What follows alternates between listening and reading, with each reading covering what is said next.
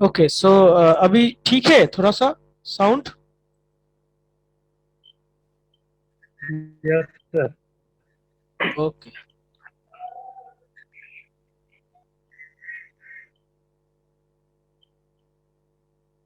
बीच बीच में मतलब नेटवर्क का चलते शायद प्रॉब्लम। वही तो सेम चीज ही यूज कर रहे हैं, लेकिन वो वही सर थोड़ा सा। बैकग्राउंड में बहुत ज्यादा साउंड आता है, कभी कभी आता है बैकग्राउंड में कुछ ज्यादा आने लगता अभी ठीक है क्या? है। ये आने लगा सर। अभी भी हो रहा है? ये अभी आने लगा। फिर आ रहा अभी है? आ रहा है, पहले जो अभी किया था ना उस टाइम नहीं था। Yes sir. लेकिन कम आ रहा है सर अभी।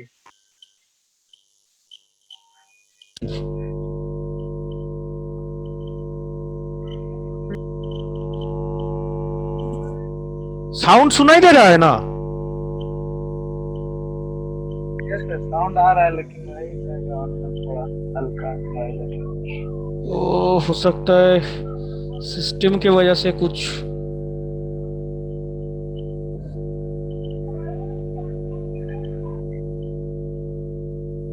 फर्स्ट में सर कनेक्ट किए तो उस टाइम सही था।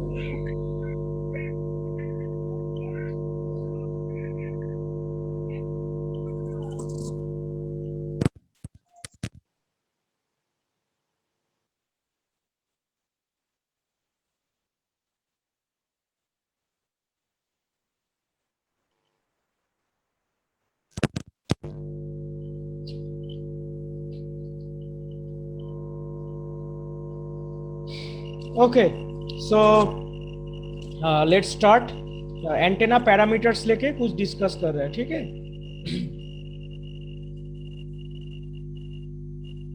Sharing my screen.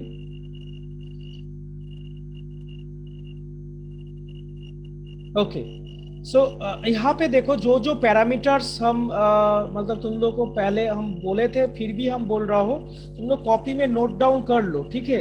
क्योंकि ये सब जो है इसी में से क्वेश्चन पूछा जाता है कि, और इसके बारे में थोड़ा थोड़ा करके ब्रीफ डेफिनेशन हम लोग को लिखना पड़ेगा, ठीक है? तो कहाँ से लिखना होगा एंड उसका मतलब क्या होता है, वो हम तुम लोग को अभी बोल देंगे, ठीक है? So radiation pattern, please note down if you have pen and paper.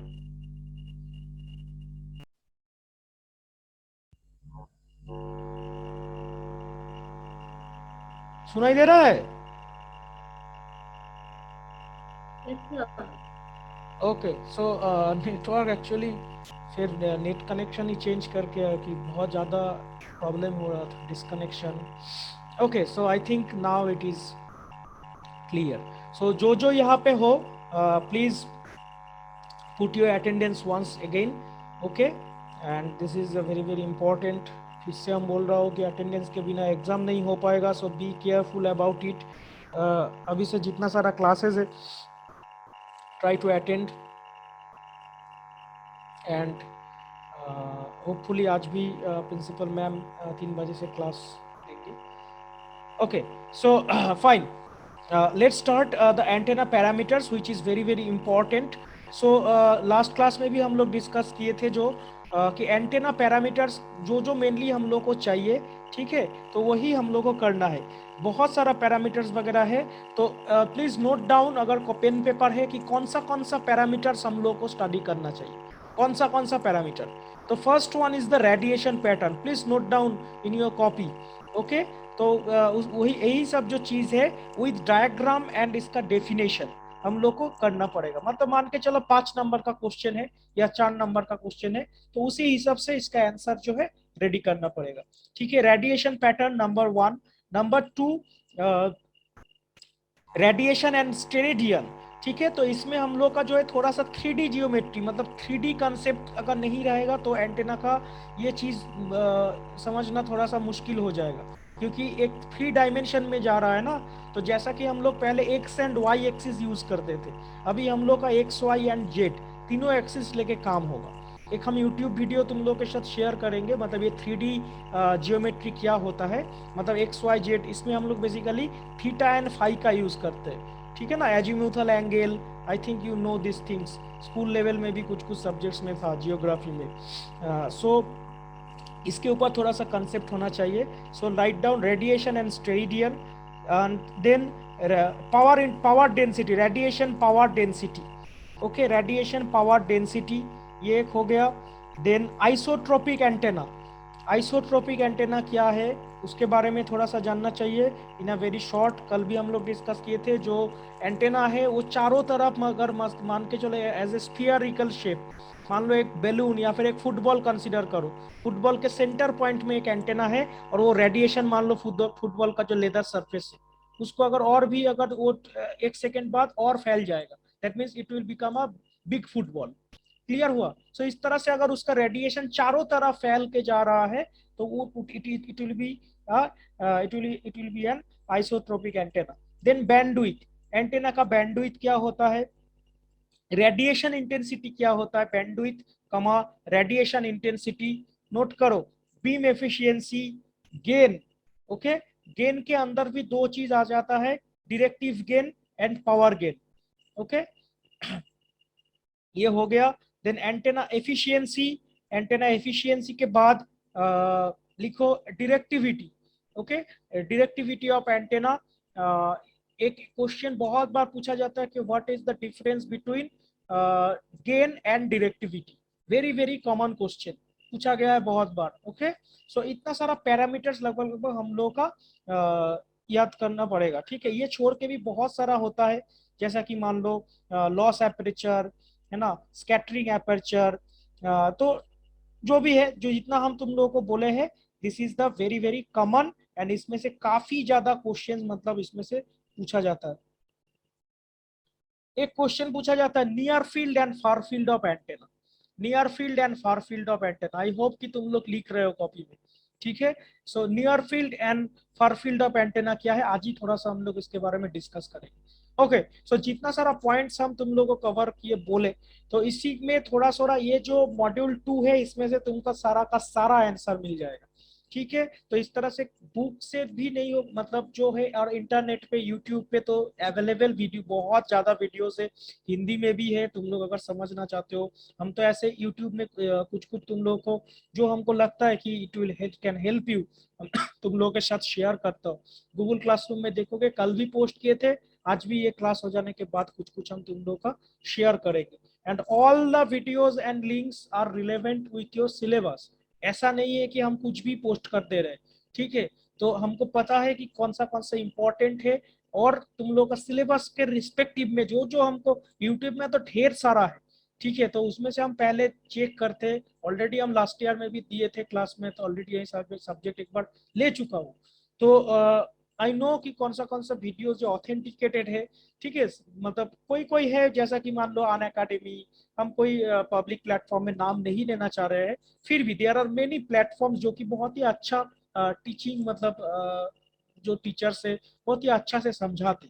ठीक है, तो उसमें से जो जो मतलब हमको लगता है कि this is a very very good, and बहुत आसानी से समझ में आ सकता है विदाउट एनी बैक नॉलेज। ठीक है, ये भी हमको ध्यान में रखना पड़ता है कि ये सब्जेक्ट जो ये माइक्रोवेव एंड इलेक्ट्रोमैग्नेटिक फील्ड के साथ बहुत ही कनेक्टेड है। तो जो लोग बहुत ही अच्छा से वो सब्जेक्ट में स्ट्रॉन्ग, अगर तुम लोग का नॉलेज कैरी करते हो, देन तुम लोग आसानी से इस सब्जेक्ट्स को समझ पाओ। लेकिन आई नो कि मतलब थोड़ा सा पैंडेमिक के चलते मतलब ऑनलाइन क्लासेस हुआ है, इम्पैक्ट थोड़ा सा हो सकता है कम हुआ होगा। सो रेदर ये भी ध्यान में रखना पड़ता है, जो कंसेप्ट या जो भी टीचर पढ़ा रहे हैं वो थोड़ा सा पूरा लेके मतलब क्लियर कर दे। ठीक है, तो उसी तरह से वीडियोस मतलब तुम लोग के सामने हम देता हूँ। Okay, so radiation pattern, radiation pattern already नाम से ही समझ में आता है। सपोज एक मान लो एंटेना है, उस एंटेना से मतलब डिफरेंट डिफरेंट तरह से शेप निकलता है, मतलब रेडिएशन कौन सा डायरेक्शन में होगा, है ना, रेडिएशन कौन सा डायरेक्शन में होगा। तो इसी तरह से मतलब इस तरह से देखो, हम जो ड्राइंग बना रहे हैं बीच में एक एंटेना है, तो इसी तरह से मतलब इसका पैटर्न बनता है। सपोज मान लो ये एक एंटेना है, जैसा अगर आइसोट्रोपिक एंटेना है तो सर्कुलर फॉर्मेट में, मतलब चारों तरफ इसका रेडिएशन फैल रहा है, तो कौन सा डायरेक्शन में इसका रेडिएशन है, वही बेसिकली रेडिएशन पैटर्न है। ठीक है, सो देखो लिखा गया एन एंटेना रेडिएशन पैटर्न और antenna pattern is defined a mathematical function or a graphical representation. Graphical presentation, this word is very very important, of the radiation properties of the antenna as a function of a space coordinators. So this line is a very very important. ठीक है, antenna as a function of a space coordinator, ये word बोलने के साथ ही साथ मतलब सारा का सारा तुम हो गया। ठीक है, एज अ स्पेस कोऑर्डिनेटर, इसमें भी हम बोल रहे हैं, देखो कोऑर्डिनेट का बात आ जा रहा है। सो कोऑर्डिनेट मतलब हम लोग का जो वो नियर फील्ड फार फील्ड, मतलब कार्टेशियन कोऑर्डिनेट्स पे हम लोग डील करेंगे यहाँ पे। So this is the definition of radiation pattern. हम लोग को बहुत ही ब्रीफली करना है। ठीक है, ऐसा नहीं कि इसमें जितना लिखा हुआ है सारा का सारा नो, तुम लोग को जो है डेफिनेशन करना है, डायग्राम याद रख लेना है, बस that is more than sufficient. ये जो डायग्राम है ये बहुत ही इंपॉर्टेंट एक डायग्राम है।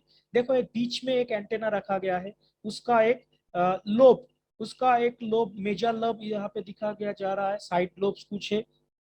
Mainly whenever we are considering an antenna, हम नीचे एक डायग्राम दिखाएंगे कि उसका लोब्स लेके हम लोग डिस्कस करते हैं। मेरा माउस कर्सर विजिबल है, कोई बोलोगे?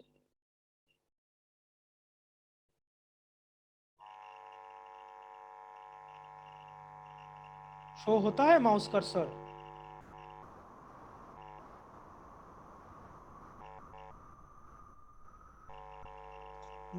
हाँ सर। यस सर, हो रहा है। ओके ओके, सो यहाँ पे देखो जो हम लोग का ये 3D एक्चुअली नेटवर्क अगर बहुत ही अच्छा से नहीं होगा तो समटाइम्स ये डिले हो जाता है। सपोज हम जो बोल रहे हैं उसके साथ पिक्चर का मूवमेंट माउस कर्सर में प्रॉब्लम होता है, इसीलिए हम आस्क कर रहे हैं। तो दिखाई जाता दिखता है, हम भी को भी पता है, लेकिन वही है, नेटवर्क के चलते समटाइम्स प्रॉब्लम होता है, स्लो मूव करता है, तो मैच नहीं करेगा ना, जो हम बोल रहे हैं उसको इंडिकेटिंग नहीं हो पाएगा। सो जो भी है, तो ये जो है एक 3D डायमेंशन के ऊपर हम लोग डील कर रहे हैं। तो नेचुरली तुम अगर मान लो तुम एक खड़ा होके एक मान लो स्पेस में एयर में एक मान लो तुम्हारा मोबाइल को पकड़े हुए हो, तो उसको मतलब हम कैसे डिफाइन करेंगे ना, एक्स वाई एंड जेड तीनों एक्सिस हमको चाहिए। मान लो तुम्हारा रूम जो है, अगर if it is a square room, then अगर तुम कोई भी एक कॉर्नर को पकड़ के उसको X axis and Y axis, फिर तुमको उस पॉइंट में आना पड़ेगा। उस पॉइंट में आके सपोज अगर दिक्कत हो रहा है तो सपोज मान लो हम इसका बात कर रहे हैं, सपोज तुम्हारा ये मतलब एक्सिस है, X axis and Y axis, तुम कुछ हाइट पे मतलब एक मोबाइल को पकड़े हुए हो, तो पहले हमको उसी पॉइंट में आना पड़ेगा। सपोज यहाँ पे x3 एंड y2 या y भी 3, तो इस पॉइंट में आना पड़ेगा। इस पॉइंट में आके फिर हमको हाइट लेना पड़ेगा, that will be your Z axis, है ना। तो इस is a three D model.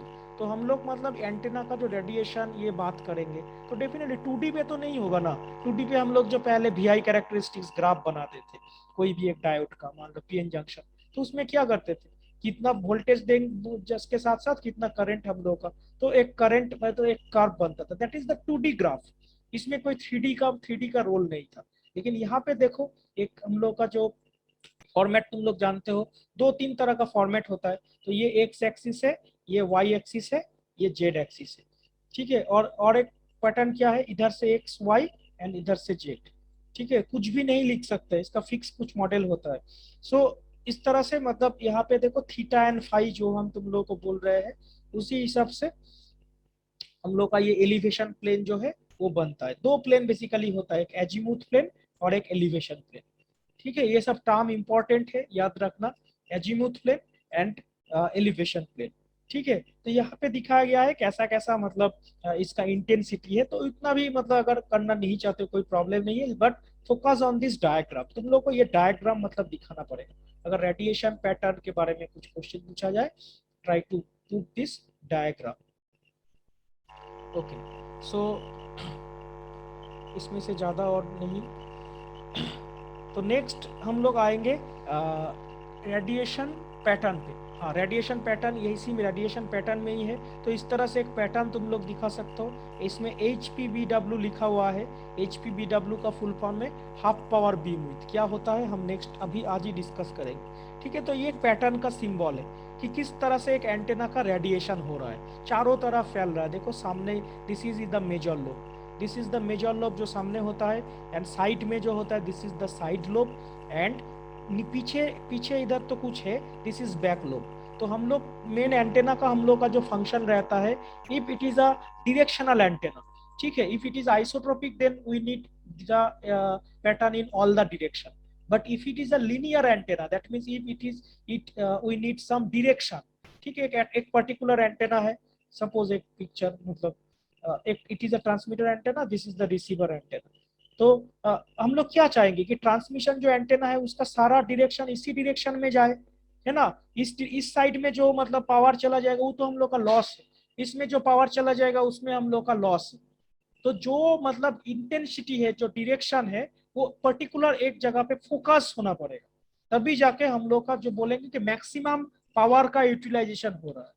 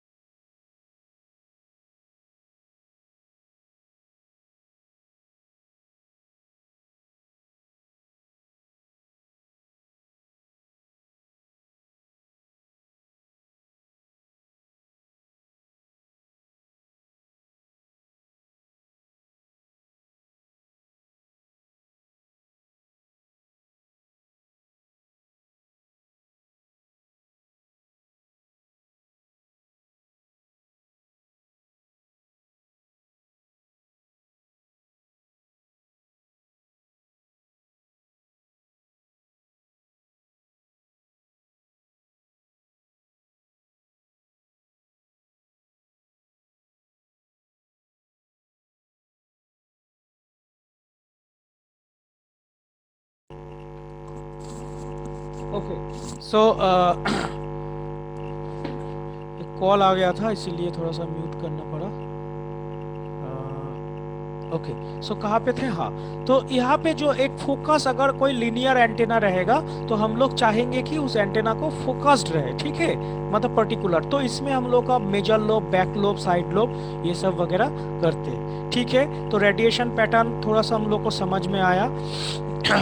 Lobes, इसके बारे में देखो, लोब्स के बारे में बोला गया, रेडिएशन पैटर्न लोब्स, मतलब ये मेजर लोब है, ठीक है, ये साइड लोब है, ये बैक लोब है, ये माइनर लोब है। तो ये पिक्चर भी इम्पोर्टेंट है, और ये हमको पक्का मतलब बिलीव है कि तुम्हारा आंसर कॉपी में ये डायग्राम किसी ना किसी क्वेश्चन में करना ही पड़ेगा।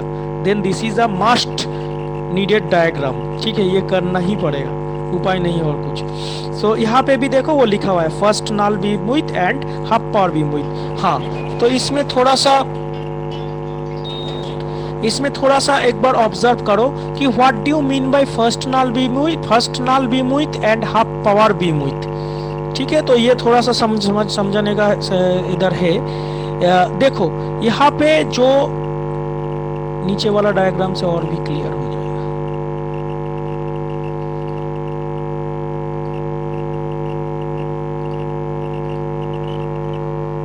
देखो यहाँ पे जो एक एंटेना है, ठीक है, एंटेना का जो फर्स्ट, जहां पे मतलब एक्सिस के बाद फर्स्ट जो मेजर लोब है एंटेना का मैक्सिमम, हम लोग मतलब क्या देखेंगे कि एक एंटेना से रेडिएशन हो रहा है तो उसका एक ही मेजर लोब बनता है। दैट मीन सारा का सारा जो पावर है, वो पावर एंटेना का जो मेन फोकस्ड पावर, वो एक ही मतलब डायरेक्शन में जाए, यही हम लोग चाहते हैं, ठीक है।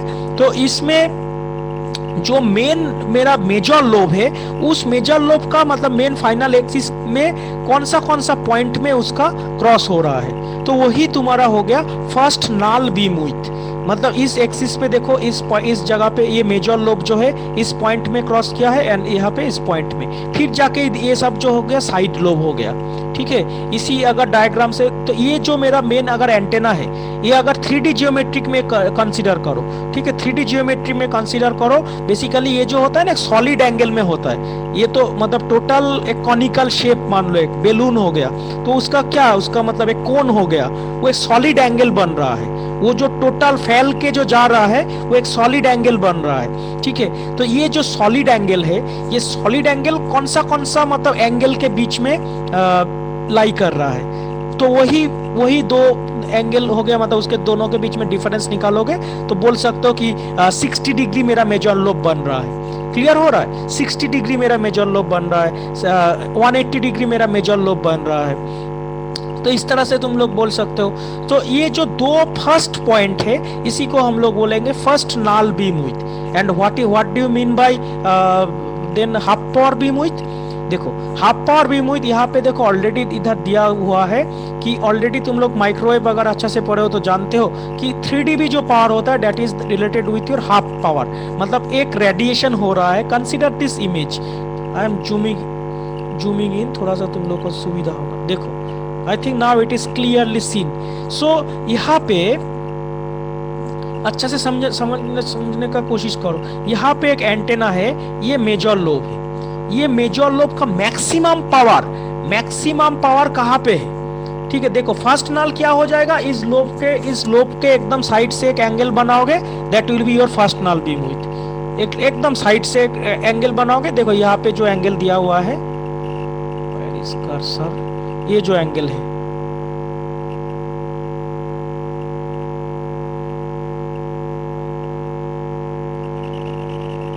ये जो एंगल है, ठीक है, दैट मीन्स हम लोग एकदम बॉडी से, मतलब जो लोब जहां से स्टार्ट हो रहा है उधर से जो लेके ये ड्रॉ कर रहे हैं, एंड ये फर्स्ट नल हो गया। दैट मीन्स जो पॉइंट हम लोग का दोनों साइड से, मतलब इस लोब का इस साइड उस साइड में एंगल को लेना है। एंड हाफ पावर क्या होगा? हाफ पावर हो जाएगा इस लोब के अंदर मैक्सिमम पावर जहां पे है, मैक्सिमम पावर जहां पे है। देखो ये 3 dB डाउन हम लोग करेंगे इधर से, इस लोब का 3 dB डाउन करने के बाद हम लोग देख रहे हैं कि ये जो पार्ट है इस पोजीशन पे, ठीक है, इस तरह से सोचो कि इस पोजीशन पे देखो ना, मैक्सिमम इसी जगह पे है। एक लोब अगर बना है तो इसका, एक लोब इस तरह से देखो, एक लोब अगर बना है तो इसका मैक्सिमम पोजीशन कहाँ है? ये पॉइंट एंड ये पॉइंट, ठीक है ना, मैक्सिमम पावर इसमें है। तो ये जो है, इसको अगर हम लोग कनेक्ट करेंगे, ये जो दो पॉइंट बन रहा है, इसको हम लोग बोलेंगे half power beam width. Clear हुआ? एंड ये इसका फुल नाल बीम विड्थ क्या हो जाएगा? एकदम बॉर्डर से, दैट मीन्स फुल नाल, मेन सिंपल सा बात है कि फुल नाल बीम विड्थ के अंदर जो मेरा मेजर लोब है उसका टोटल पावर रहेगा। क्लियर हुआ? एंड हाफ पावर, नाम से ही पता चलता है, हाफ पावर बीम विड्थ में क्या रहेगा? वो जो फर्स्ट मेरा जो मेजर लोब है उसका हाफ पावर, मतलब मैक्सिमम पावर उस एंगल के बीच में रहेगा। ठीक है, तो definitely your half power beam width must be less than to full null beam width. Clear हुआ? सपोज मान लो, एक प्रैक्टिकल एग्जांपल देना चाहता हूँ। सपोज मान लो तुम दिन रात पढ़ते हो, तो बोलोगे कि तुम कितना टाइम पढ़ते हो? हम दिन में पढ़ते हैं। ठीक है, दिन में तुम मान लो मेनली तुम दिन में ही स्टडी करते हो, तो या फिर रात में स्टडी करते हो, तो मेनली सबको बोलोगे कि रात में। तो ये जो है, और अगर तुम मान लो स्पेसिफिकली अगर बोल दोगे कि सर हम रात 11 बजे से 12 बजे तक, इसी 1 घंटा में हम बहुत मतलब कंसंट्रेट के साथ इसमें स्टडी करते हैं, तो क्या हो गया? तो वो उस टाइप का, मतलब वो हो गया तुम्हारा हाफ पावर। मतलब तुम अगर 10 बजे से लेके 3 बजे तक, रात 10 से लेके 3 बजे तक तुम पढ़ाई लिखाई कर रहे हो, लेकिन पर्टिकुलर जो 10 से 1 बजे तक, 11 से 12 बजे तक, वो जो 1 घंटा टाइम है उसमें तुम बहुत ज़्यादा कंसंट्रेट, मतलब देखा जाए तो 5 घंटा के स्पैन में तुम वो 1 घंटा सबसे ज़्यादा फोकस, मतलब आधा अगर करोगे तो उसी में है वो चीज़। तो ठीक इसी तरह का, मतलब जो हाफ पावर है, हाफ पावर तुम्हारा टोटल एंगल के रेस्पेक्ट में, उसी एंगल में तुम्हारा मैक्सिमम पावर उसमें लाई कर रहा है। ठीक है, तो दिस इज द ग्राफ। तो ये half power and full null, half power beam width and full null beam width. I hope थोड़ा सा क्लियर हुआ। इसमें और एक डायग्राम है, मेन वही डायग्राम मेन है, ठीक है। डिफरेंट डिफरेंट एंटेना का पैटर्न दिखाया गया है। Now this is a very very interesting one, near field and far field. ठीक है, ये जो एरिया है ये जगह थोड़ा सा पढ़ना पड़ेगा तुम लोग, ये जगह थोड़ा सा पढ़ना पड़ेगा, एंड ये डायग्राम से भी थोड़ा सा तुम लोग का हो जाएगा। देखो इसमें जो एक एंटेना लगा हुआ है, ठीक है, एक एंटेना है, एंटेना का टोटल जो लेंथ है वो डी से रिप्रेजेंट किया गया है।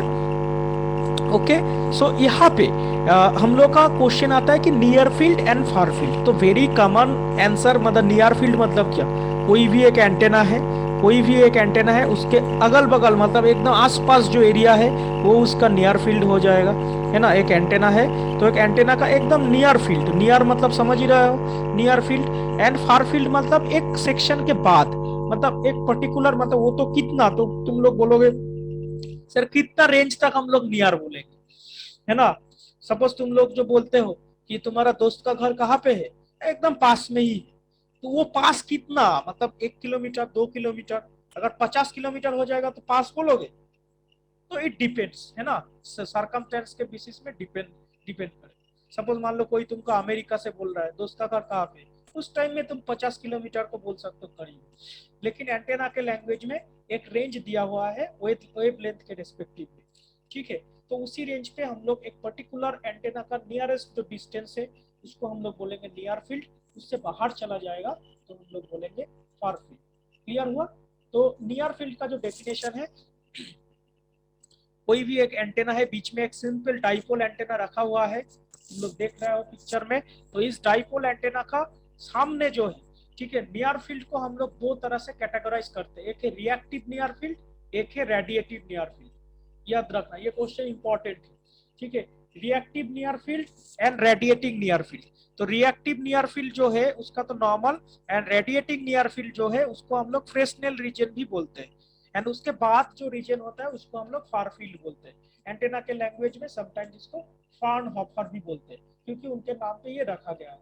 तो नियर फील्ड किसको बोला जाएगा, देखो R1 जो मतलब जो रेडियस है, R1 रेडियस तक हम लोग इसको नियर फील्ड बोलेंगे कोई भी एंटेना के लिए। This is valid for all antenna. तो इसका जो डेफिनेशन है कि 0.62 into under root of D cube by lambda. D is your antenna size, तो डी क्यूब हो गया बाई लैम्डा। इसी इसी रेंज के अंदर अगर रहेगा तो हम लोग उसको नियर फील्ड बोलेंगे, ठीक है। एंड R2 जो हो गया, R2 मतलब near field, radiating near field, ये भी रेडिएटिंग नियर फील्ड ही है। तो रेडिएटिंग नियर फील्ड हो गया R2 equal to D square by lambda. That means D का वैल्यू दिया हुआ रहेगा, 2d स्क्वायर करना पड़ेगा, बाई वेवलेंथ कर दोगे। अगर उसके बीच में अगर तुम्हारा R2 का वैल्यू आता है तो फिर वो it will be considered as a radiating near field. और इससे बाहर हो जाएगा, इससे बाहर मतलब फार फील्ड का कोई एंड नहीं, कुछ भी, मतलब जहां तक रेडिएशन गया है, एक एंटेना का तो एक पर्टिकुलर रेंज रहता है। सपोज एक मोबाइल टावर, तो तुम्हारा तो एक एक एक पर्टिकुलर डिस्टेंस तक तो एक तुमको मतलब टावर पकड़ाएगा ना, उसके बाद तो और तो नहीं कैच कर पाओगे टावर। तो जितना तक मतलब रेडिएशन जा रहा है, this is the near field. Reactive near field में सबसे ज्यादा स्ट्रेंथ रहेगा, रेडिएटिंग नियर फील्ड जहां पे मेनली एंटेना का रेडिएशन होता है, and it is main region, ठीक है, फ्रेस्नेल रीजन जो हम लोग बोलेंगे। एंड उसके बाद जो है वो फ्राउनहोफर रीजन के अंदर कहलाएगा, ठीक है। तो वो मेरा हो जाएगा फार फील्ड। तो ये डायग्राम अगर याद रहेगा then you can easily write down this definition, ठीक है। तो इसमें तीनों चीज छोटा छोटा करके लिखा गया है। देखो, reactive near field region is defined as the portion of the near field region immediately surrounding as the antenna wherein the active field predominates। मतलब जहां पे एंटेना का जो एक्टिव सारा का सारा काम जो है उधर ही एक्टिव फील्ड, तो वो प्रीडोमिनेट कर रहा है। For most antennas the outer boundary of this region is commonly taken exist as a distance r less than 0.62 root over of D cube by lambda. तो जो बोला गया है ना, ये रिएक्टिव एंटेना है। सो ये जो डायग्राम है, ये डायग्राम तुम लोग अच्छा से याद रखना with this figure, with this figure. ये लिखना ही है। तो near field and far field का कंसेप्ट तुम लोग का थोड़ा सा क्लियर हो गया। एक डायग्राम है वो भी हम दिखाना चाहते हैं, इसका वो भी तुम लोग दे सकते हो, this one.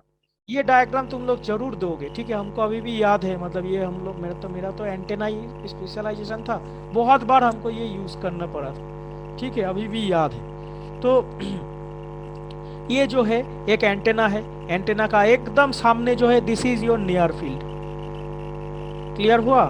This is your near field, इतना radiation, and this is your radiating near field, Fresnel, and Fresnel के बाहर this is your far field. तो रेडिएशन पैटर्न देखो यहाँ पे कैसे कैसे बन रहा है, यहाँ पे थोड़ा सा जिग जैग, इधर थोड़ा सा वेव फॉर्म बनना स्टार्ट हुआ, and this is the main, जहाँ पे मतलब हम लोग बहुत दूर में मतलब कम्युनिकेट करना चाह रहे हैं वो चीज, क्लियर हुआ? तो ये जो है ये डायग्राम हम लोग का पूरा एकदम radiating field, reactive near field, radiating near field and far field का कंसेप्ट क्लियर कर देता है, ठीक है। तो near field and far field concept थोड़ा सा हम लोग को समझ में आया। बाकी गेन एंड डिरेक्टिविटी तो कल ही डिस्कस हुआ था।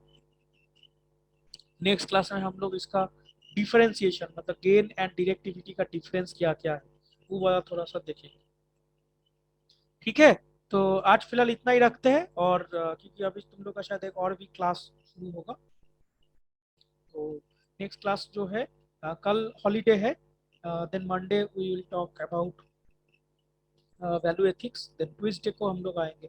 सो फोकस ऑन योर असाइनमेंट, हम फिर से बोल रहे हो, असाइनमेंट जो है अच्छा से सॉल्व करने का कोशिश करो, एकदम फर्स्ट क्वेश्चन से लेके जितना तक हो पाए, ठीक है। धीरे धीरे धीरे धीरे उसको रेडी करो, क्योंकि एग्जाम के टाइम में वो बहुत हेल्प तुम लोगों को करेगा। असाइनमेंट्स अगर ठीक ठाक बना के रखोगे, it will help you a lot.